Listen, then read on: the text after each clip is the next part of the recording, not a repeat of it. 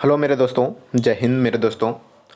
आज मैं आप लोगों को ग्रुप डी का साइंस न्यूमेरिकल 11/10/2018 का प्रीवियस क्वेश्चन देने वाला हूं, जिसमें आपको 5 क्वेश्चन होगा। इसमें आपका कार्य का है, गति ऊर्जा का है, कि करंट से है।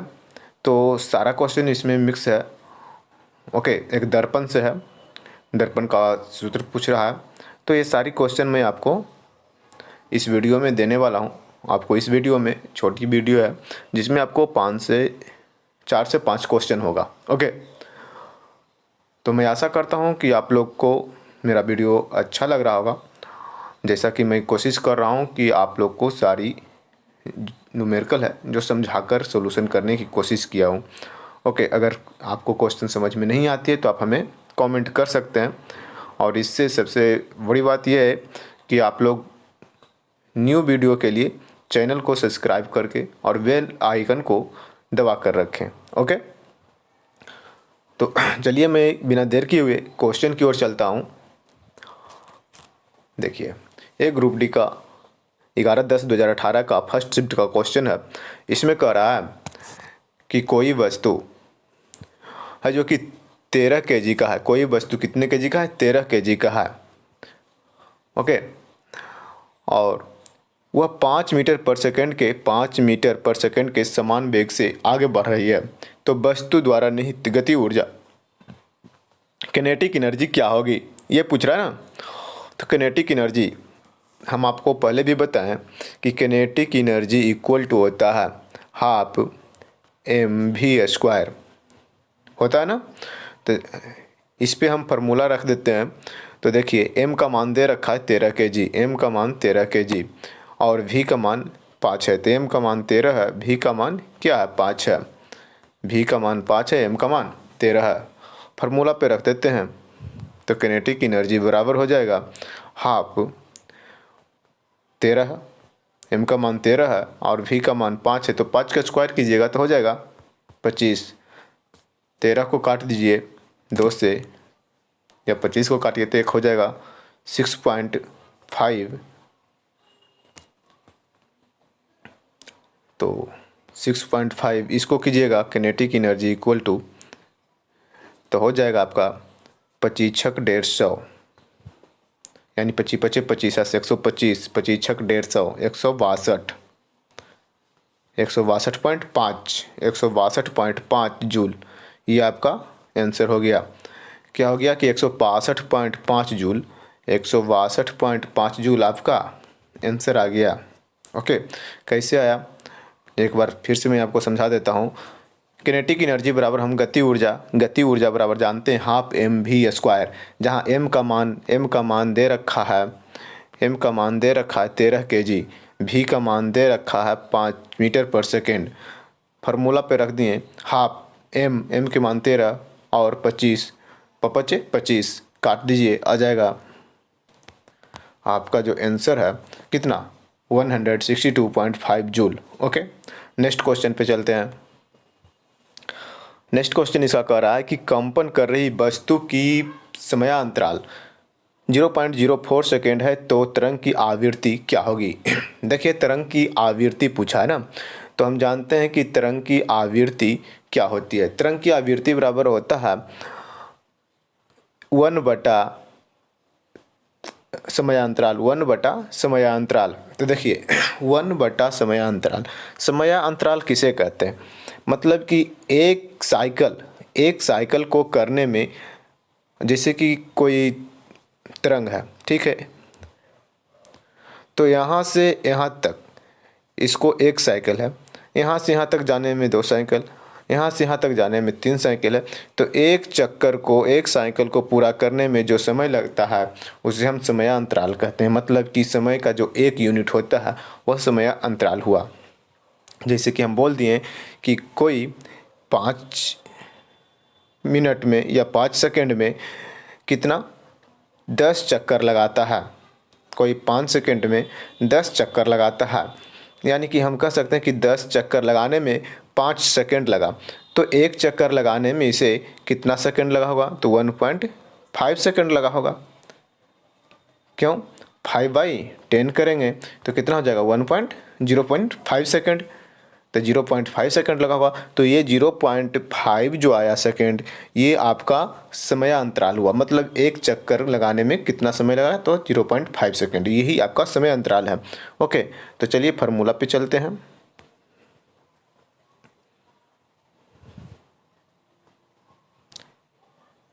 चलिए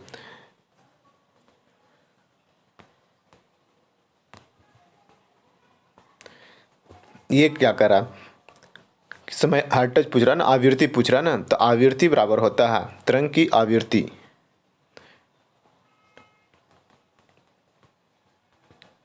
आवृत्ति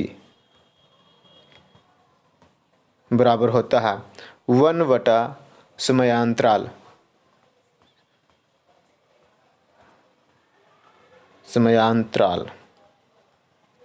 ओके, क्या होता है 1 बटा समयांतराल। इसको चलिए रख देते हैं, यानी इसको कह सकते हैं आवृत्ति, आवृत्ति तरंग की आवृत्ति बराबर 1 बटा टी इक्वल टू 1 बटा कितना है 0.4 था ना, 0.4 रख दीजिए, 0.04 इक्वल टू, इसको हटाइएगा तो यहाँ 2 शून्य, 25 चौ 100, यानी कि 25। आपका आंसर कितना आ गया 25 हर्ट्ज, 25 हर्ट्ज। ये आपका आवृत्ति आ गया, आवृत्ति। ओके, हम जानते हैं क्या कि कंपन, कंपन दे रखा है यहाँ पे, आपका कंपन दे रखा है कि वस्तु की जो समय अंतराल है कंपन करने की, वो एक कंपन में इसको 0.04 सेकंड लगता है, एक कंपन करने में 0.04 सेकंड लगता है। तो इसका आवृत्ति क्या होगी, इसकी आवृत्ति क्या होगी, तो आवृत्ति बराबर हम जानते हैं, आवृत्ति बराबर क्या जानते हैं कि 1 बटा होता है समयांतराल, मतलब एक कंपन में जो समय लगा, तो 1 बाई क्या कर दिए समय 0.04, इसको डिवाइड करेगा तो कितना हो जाएगा 25, 25 हर्ट्ज आपका आंसर आ गया। ओके, चलिए नेक्स्ट क्वेश्चन पे चलते हैं। नेक्स्ट क्वेश्चन नहीं है, अच्छा नेक्स्ट क्वेश्चन है ये 2018 का आपका 11 तारीख का सेकेंड शिफ्ट का क्वेश्चन है। इसमें सिर्फ क्या पूछा है, सूत्र पूछा है, दर्पण का सूत्र। दर्पण के सूत्र आप भी जानते हैं कि 1/f इक्वल टू होता है 1/v minus 1/v plus 1/u, 1/f equal to 1/v plus 1/u। ये क्या है, दर्पण का सूत्र है।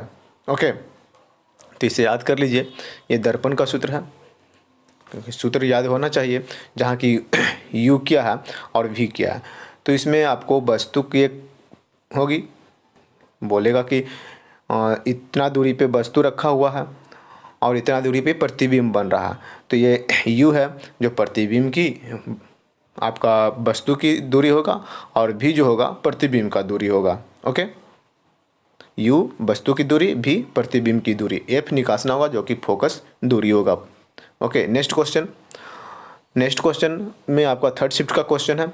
इसमें कह रहा है कि किसी वस्तु का द्रव्यमान, किसी भी वस्तु का द्रव्यमान कितना दे रखा है, m बराबर 13 kg है और वस्तु का वेग v बराबर 5 मीटर पर सेकंड है। तो गति ऊर्जा किनेटिक एनर्जी क्या होगी, अभी बनाए हो, किनेटिक एनर्जी बराबर half mv²।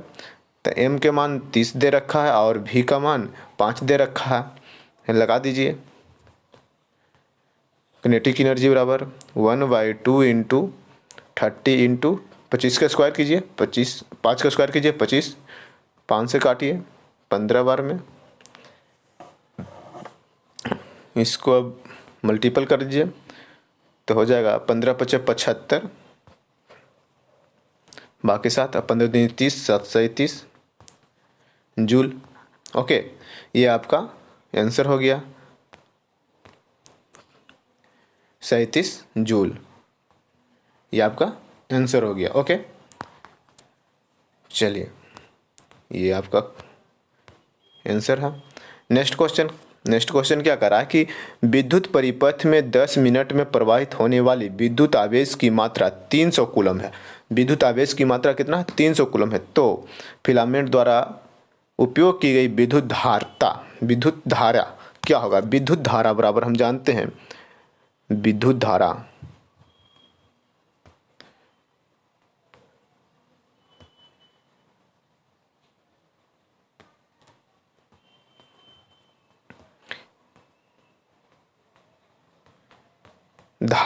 I equal to होता है विद्युत धारा बराबर क्या होता है, तो विद्युत चार्ज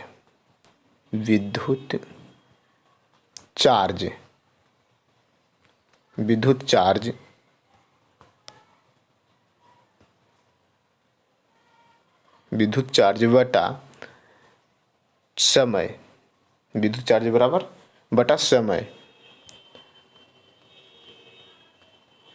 विद्युत चार्ज बटा समय।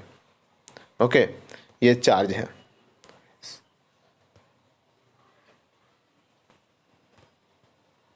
विद्युत चार्ज बटा समय। अब इस पे रख दीजिए। देखिए विद्युत धारा हमको निकालना है। विद्युत धारा I इक्वल टू विद्युत चार्ज है ना। तो विद्युत चार्ज कितना है, 300 जूल दे रखा है, यानी Q हम लिख सकते हैं I बटा I equal to Q by t. ये फार्मूला मेरा हो जाएगा I बराबर Q बाई टी। अब इसमें जो है उसको हम रख देते हैं।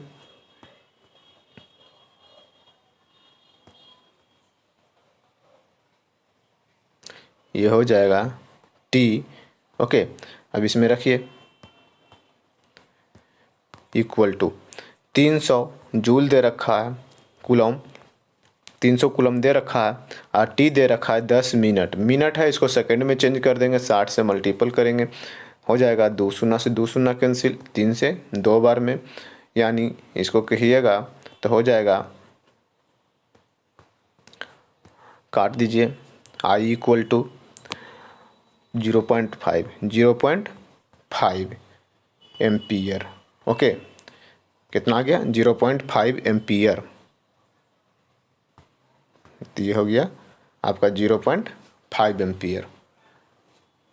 समझ में आई। देखिए इसमें क्या था कि एक क्वेश्चन क्या बोल रहा है कि विद्युत परिपथ में, कोई विद्युत परिपथ है, कोई तार है, उसमें 10 मिनट में प्रवाहित आवेश जो होता है 300 कूलम होता है। अगर 10 मिनट उसे छोड़ दिया जाता है तो उसमें 300 कूलम आवेश उत्पन्न होता है। तो इसमें धारा कितना जा रहा होगा ये पूछ रहा है। तो हम जानते हैं कि धारा बराबर होता है क्या, तो धारा बराबर होता है चार्ज, विद्युत का जो चार्ज है, ठीक ना, विद्युत का चार्ज बटा समय, कितना समय में वो प्रवाहित किया, कितना चार्ज उत्पन्न किया है। तो देखिए यहाँ चार्ज दे रखा है कितना, 300 कूलम, और आवेश कितना है इसका, चार्ज मतलब आवेश Q बराबर कितना दे रखा है, 300 कूलम, और समय कितना लगा है, 10 मिनट। तो 300 और 10 मिनट को हम सेकंड में चेंज किए, 60 से मल्टीपल कर दिए, तो आपका आ गया कितना, 1/2 मतलब हो गया 0.5 एम्पियर। आपका आंसर हो गया। ओके, चलिए ये आपका क्वेश्चन समाप्त हो चुका है। तो मैं आशा करूँगा कि आप लोग सभी को ये क्वेश्चन समझ में आ चुकी होगी।